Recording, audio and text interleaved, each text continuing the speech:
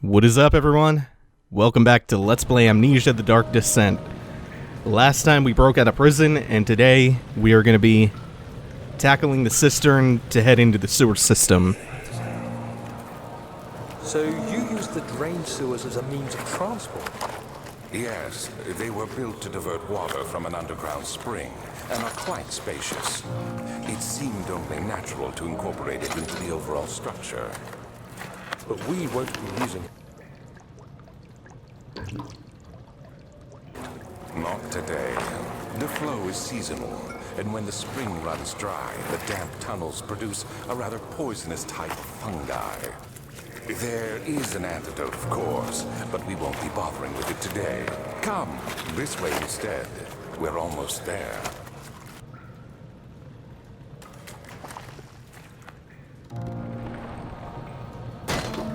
And while they were chatting away in the flashback about the fungi-ridden sewers, I was just solving this puzzle. It's pretty simple, just had to find some oil to grease up the lever here. And we'll drop it 3 times to get this ladder descended so we can get up here. So they used a more straightforward passage through the cistern. We're going to have to go the route through the fungi-ridden sewers. So that's our long-term goal. Before we get to any of that, though, we have to head through the control room because neither of those bridges are... Well, one of them is lowering, the other one is not. So we have to go fix that one in the machine room.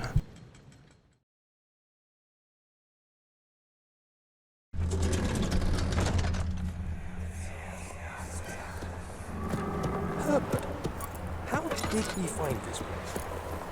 An old friend back in Algiers gave me a map. Why isn't he with us?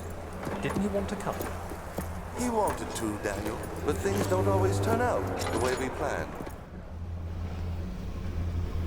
This room and the next couple of ones are going to be for a series of matching puzzles, which are kind of shitty. So you can do this by looking at the positions of the ones in that room and then lining them up. There's a much easier way to do this, though.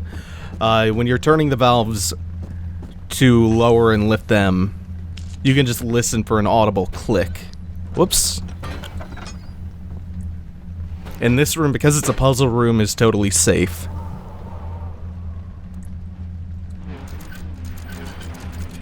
That's the clicking noise you're listening for. So just turn real slow and... There it is, and the last one should be low. Yeah. So yeah, you don't even really have to match them through memorization, you just have to listen for the click. The next few puzzles aren't great. That door is on a timer, so we'll get the 2 pipes through here. That really loud rumbling is the only thing that's even a little bit freaky about this room. The control room. So we have our next matching puzzle in here. I think I'm in the wrong room, though. But you do get a wooden crank in here, so that's fine. Yeah, I have to come back to this room in just a second.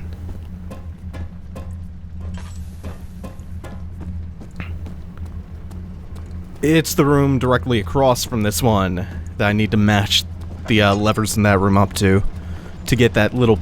I guess it's a giant piston depressed all the way. Oh, and we have a note.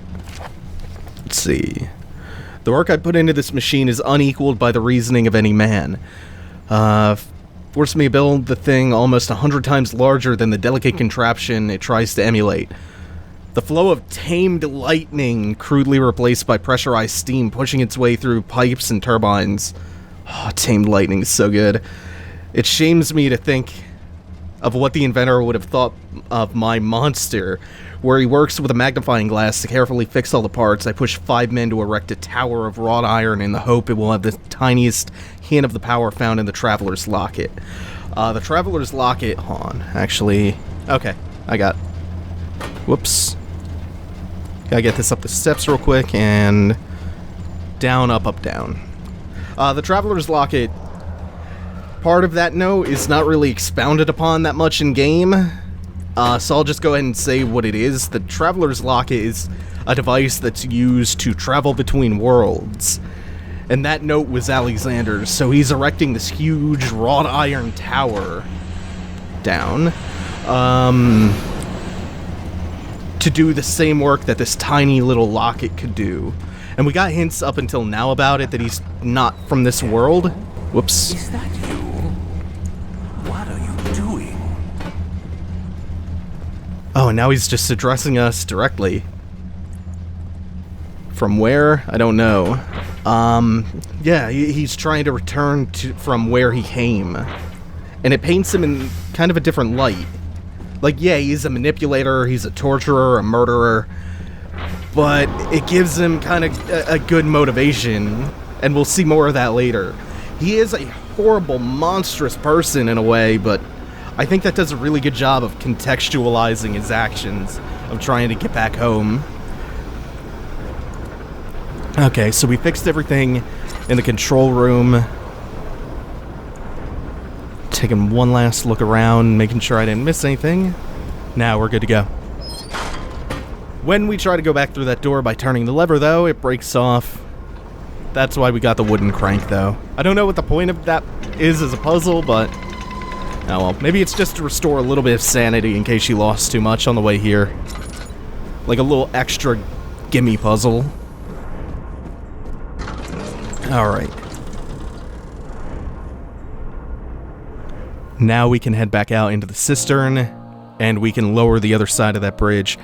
The two bridges up here lead to two different rooms. One leads to the morgue, and the other one leads to... I can't remember the name of the room, but it's a big watery area that we have to drain.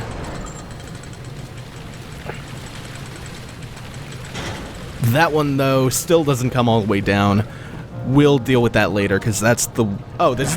it's the way to the cistern. I thought we were already in the cistern. The bridge directly opposite this one leads to the morgue, and we don't want to be going there just yet. The reason that we're going through all this will make sense in the course of due time.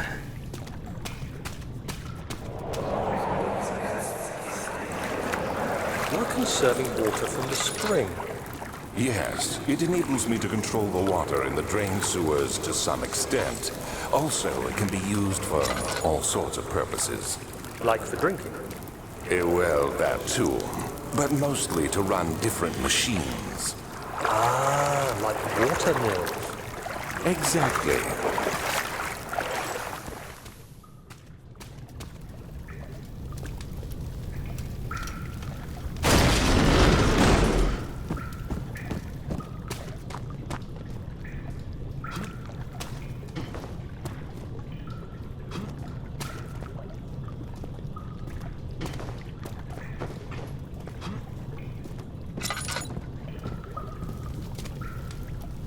August 1839.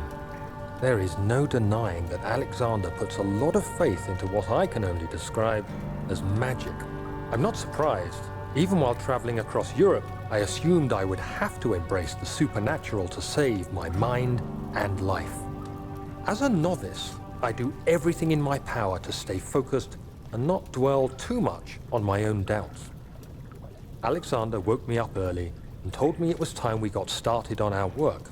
He was obviously excited to get going, and we headed downstairs to the old dungeon, where he preferred to attempt his rituals. It turns out that Alexander is a true Renaissance man, paralleled only by Da Vinci, I'm sure. He showed me several rooms fitted for specific research, such as anatomy studies, alchemy, and botany. The crown of Brennenburg must be the inner sanctum, a most hallowed ground where we shall attempt to permanently banish the orb's shadow.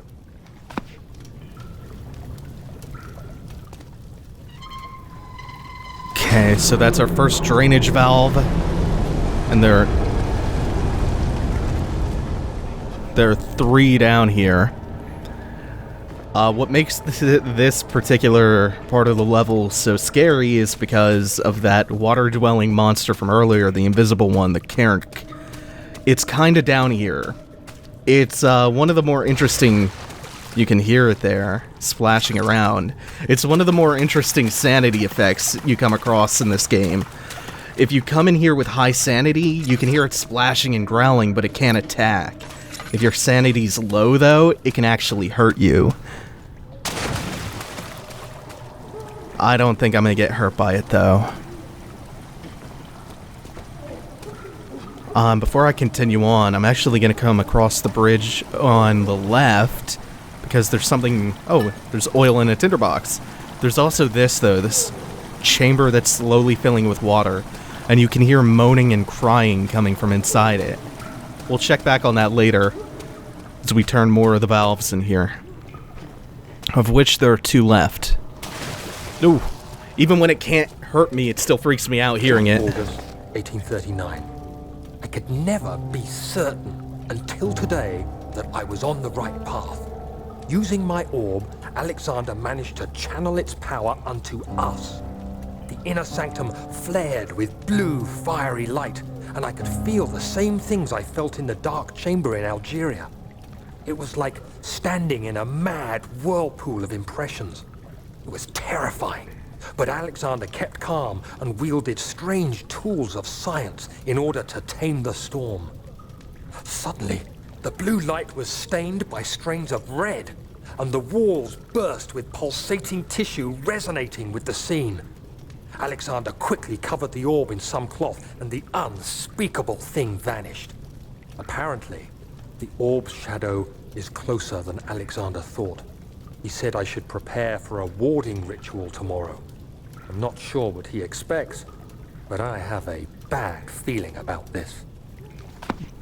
As well he should have.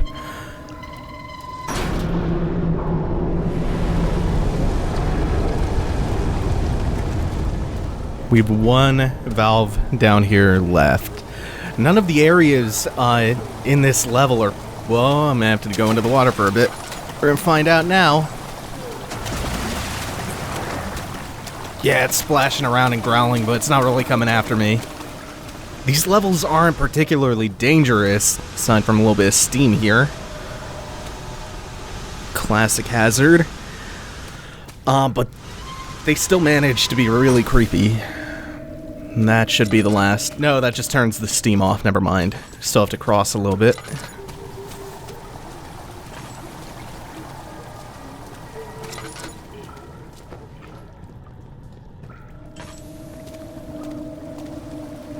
August 1839.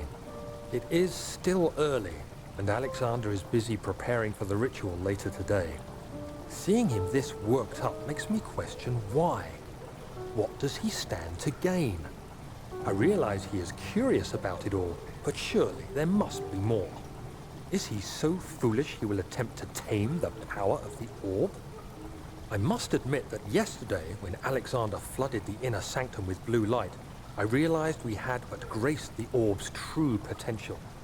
This might turn out to be more than escaping a creeping shadow. It might be the beginning of something truly extraordinary. Alright, so this should do it for our time here in the cistern.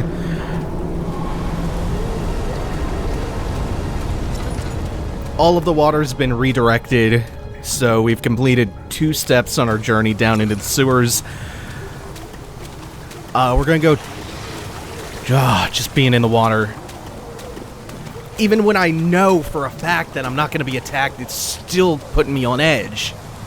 That's good horror design right there. We're gonna check in on that chamber that was being flooded. You can already hear the moaning has stopped. The voices went silent, so I think we just may have drowned someone. All for the greater good, though, right? I don't know. Anyway, we have a little bit more to go down here in this sewer level before we can actually get to the sewers proper. We have to go down into the morgue for some reason. We do have the poisonous fungi waiting for us down in the sewers, so the reason we're going to the morgue is related to that. But before we can even get to the morgue, we have to go and fix this little bridge problem, which the solution to this is actually a lot simpler. than you might think. There. Gotta find a heavy stone. Hope I don't miss throwing it up here, because that would piss me off. Off the backboard. And our heavy stone, the weight of which is apparently gonna cause the bridge to collapse. I don't know. It's gonna lower it, and it was jammed. Alright, now we can get across into the morgue, and we'll be good to go.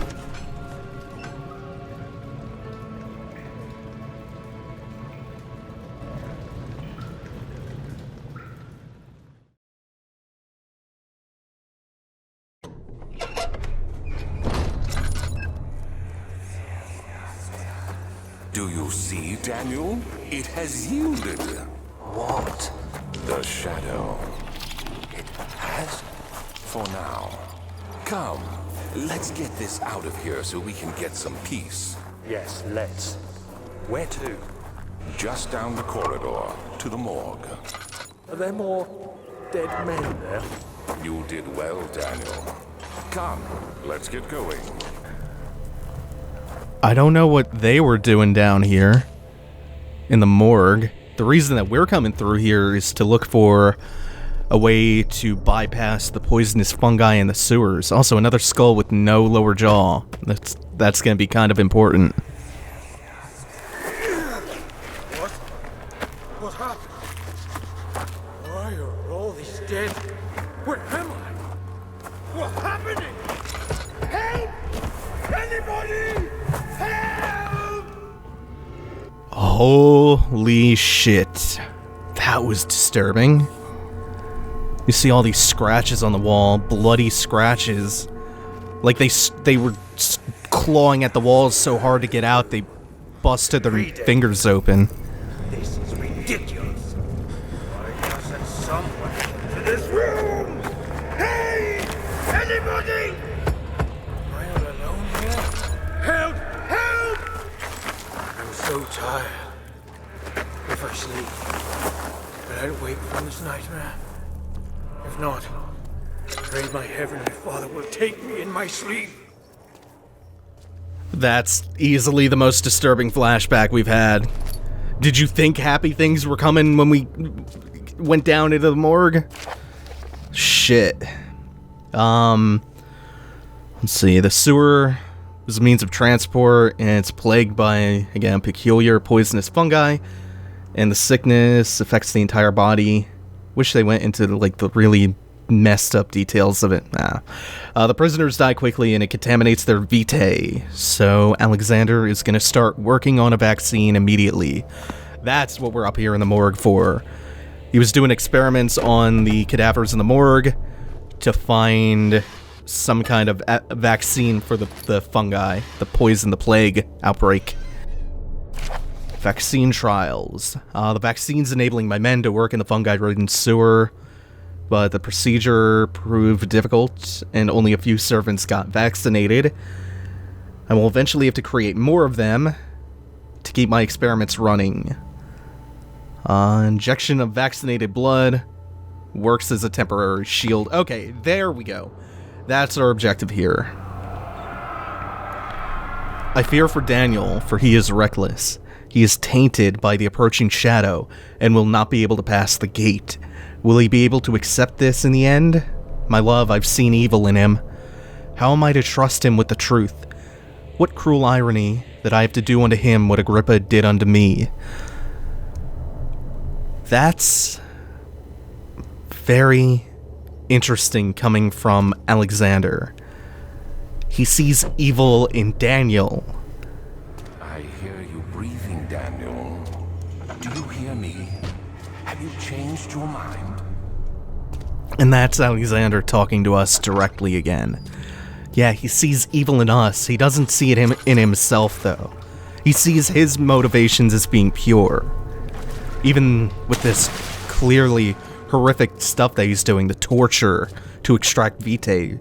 But he has a motivation. He has a reason for all of this. Daniel's, he sees his motivation as being impure somehow. That's fucking really interesting stuff.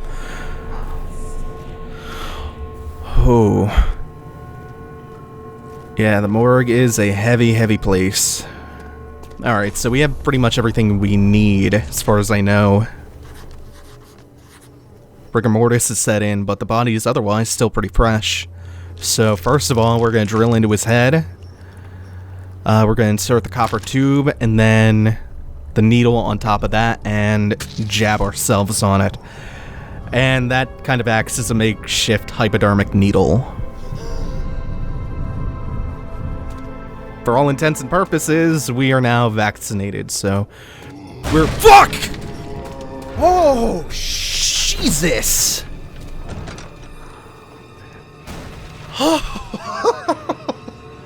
I forgot about that really, really hard.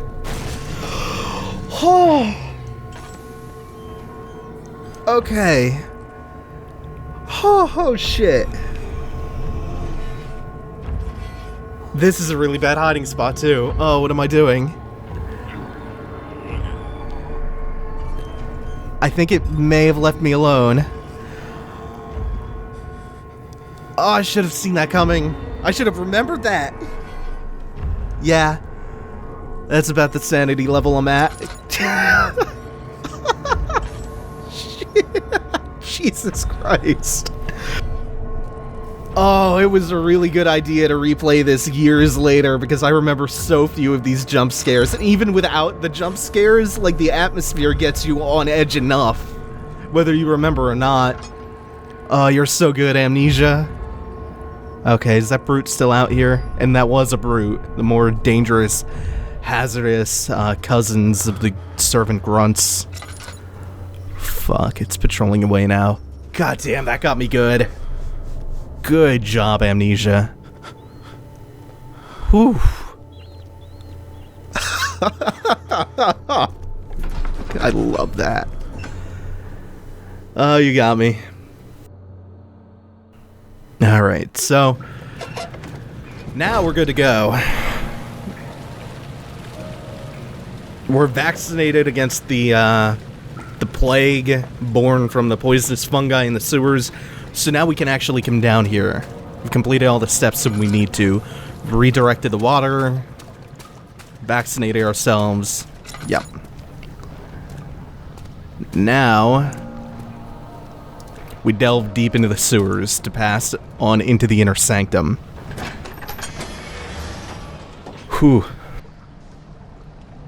I've been talking a lot about this game's influence while we're waiting for this to load. Like, how it's kind of— it played a big role in the outcomes of stuff like Slender, Outlast, Among the Sleep, some of the really big horror games that have come out recently. I've used this phrase, the indie renaissance, the indie horror game renaissance, a lot. That this game kind of kicked off. This style of horror game contributed pretty heavily to the genre. The other really cool thing about it, though— there's another brute crossing this path. Yeah, turn away. The other cool thing about it is you get to see, with Amnesia, how powerful word of mouth actually is. This game is like the poster child for the value of serving a really niche audience and watching word of mouth do its work. And stuff like LPs actually really boosted the popularity and the word of mouth sales of the game. It's interesting because it showed LPs as a viable form of like word of mouth advertising. People loved seeing like the freak out reactions, which is why horror games are really popular Let's Play subject material.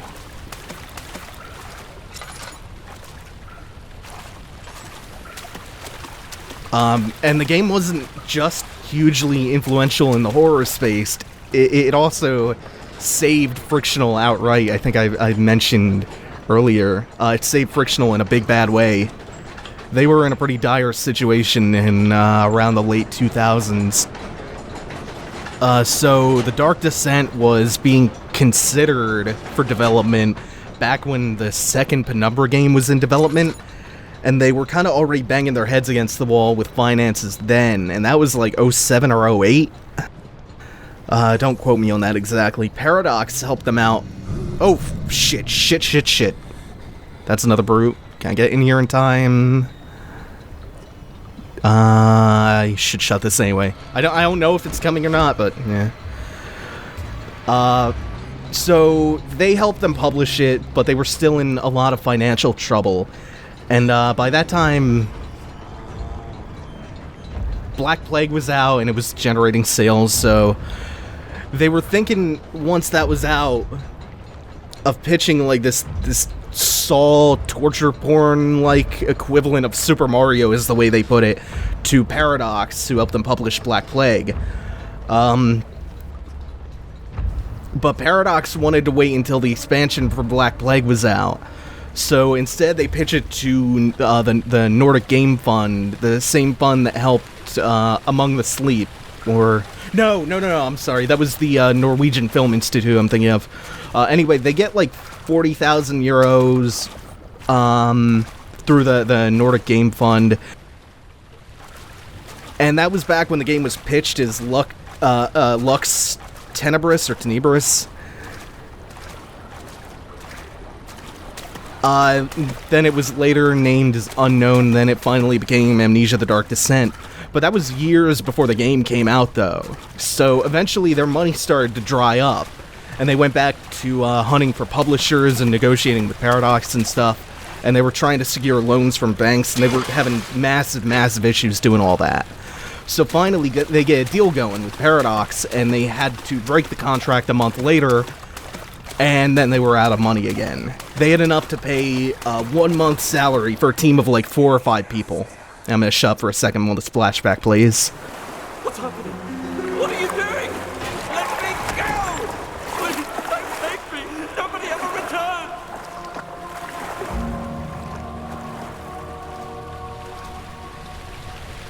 So, before this came out, Frictional was broke.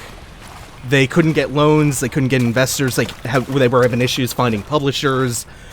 They were like a step away from being bankrupt. And then Steam had this big Penumbra sale, and the Humble Bundle came out at the same time featuring Penumbra. And then that generated enough revenue for them that they could kind of coast on that for a little bit. Daniel, turn around this instant. You are carrying the shadow with you. That's accounting for the fact that they had to cut everyone's salary in half to keep the lights on. So they ran their own sales, they incentivized people to pre-order Amnesia by cutting the pre-order price in half, and that was, like, desperation mode for them. They offered developer commentary if they hit, like, 2,000 pre-orders. And they eventually got that, and that was enough to keep them alive for a bit. Oh, what am I doing? This might be a bad idea. I don't think he'll come in the room. Oh well. As the game was coming out, they figured they needed to sell like 24,000 units in order to keep Frictional open. Like, that was the bare minimum. Otherwise, they were going to commit to closing the studio because they were going to basically be bankrupt. They sold 34,000, and then word of mouth and stuff really kicked in. And then they had a bunch of crazy Steam sales and stuff, and they hit like 350,000 by mid-2011, which is so fucking cool. I'm so happy for those guys. Oh, shit. Hopefully he doesn't walk in the room because I picked a horrible fuck. He missed. Okay. I'm just now realizing this is where I should have been hiding. This was stupid. This was really stupid. Can I... Oh, God, I might make it. Yeah. I'm super happy for the Frictional guys while I'm running away from their creation. Fuck. Corners. Hopefully he can't path around the corners super well. That would help me out a lot. Oh, this is gonna be real close. I made a stupid-ass decision that will get me killed. No! No, I made it, but another one's about to spawn when I go up to the door. So, I'm about to hit that laudanum real hard. Okay. Yeah, that could have gone smoother. But there he is. Close that behind me, and I should be safe. The Frictional is like fucking such an awesome developer. I'm really happy that they got this kind of crazy success out of nowhere. Like, They have such a good attitude, too. Like, they put up this post-mortem a year or two back that was like, the game is selling like hotcakes, so we haven't really even thought about piracy in a year or two.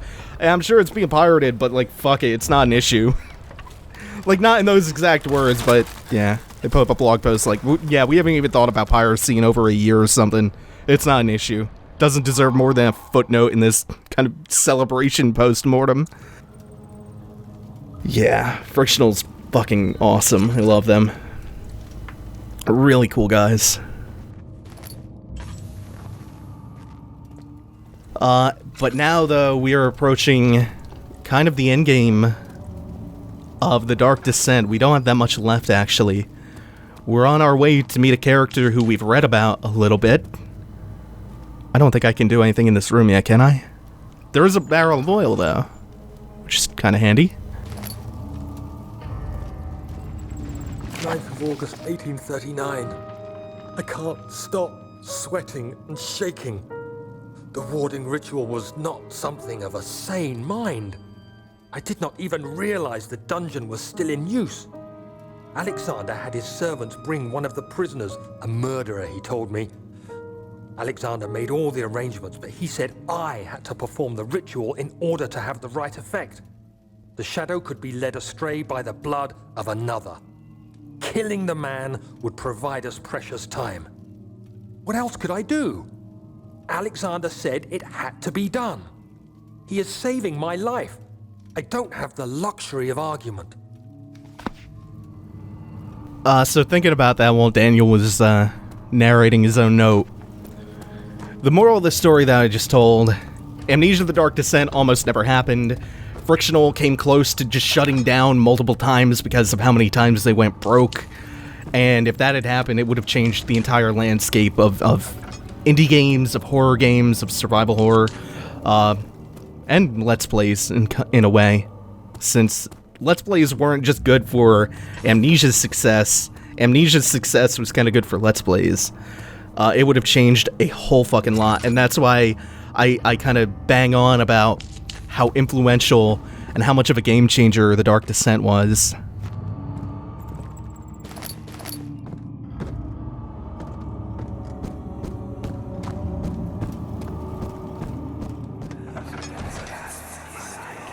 Agrippa, I need you to stay awake. Can you feel the syringe? No, I can't feel anything. Alexander? Yes. Soon, I won't even be able to move, will I? Your life is safe. I don't doubt that. But will it be worth living?